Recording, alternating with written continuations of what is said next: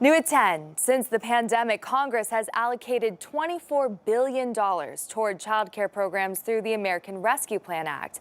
Now that we've entered the so-called Childcare Cliff after that money ran out last weekend, it could affect the lives of thousands of child care providers and the kids themselves. Our 5 News reporter Kayla Davis is here with us tonight after visiting one daycare. Kayla.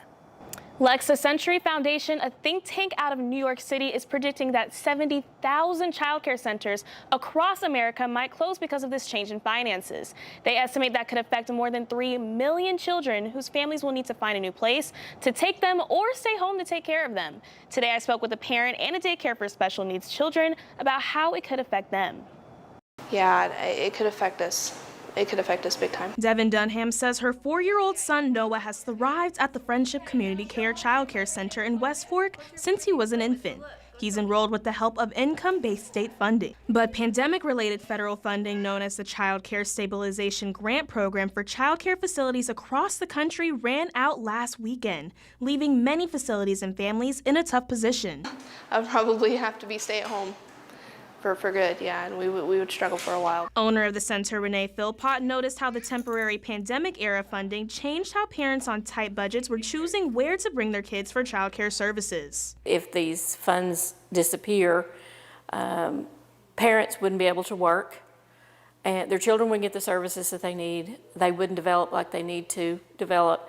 And then on top of that, their parents wouldn't be able to work to put food on the table, to keep the house, a roof over their heads. While the pandemic-era federal funding is disappearing, there are still some state programs that support child care centers like hers. One of those programs is the Arkansas Better Chance program. Out of 48 children at the center, 20 receive state funding through it.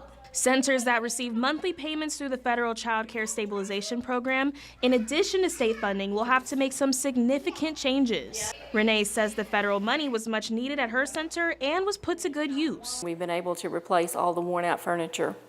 We've been able to replace all of the puzzles with missing pieces. We've been able to replace stuffed animals and buy art supplies and buy things we otherwise would never have had the funding to do. Renee predicts the end of the federal monthly payments will result in many centers throughout Arkansas laying off staff in an already struggling industry. Just today, we had a phone call from a parent looking for childcare, and we had to tell her that we don't have enough staff to add any more children to our program right now.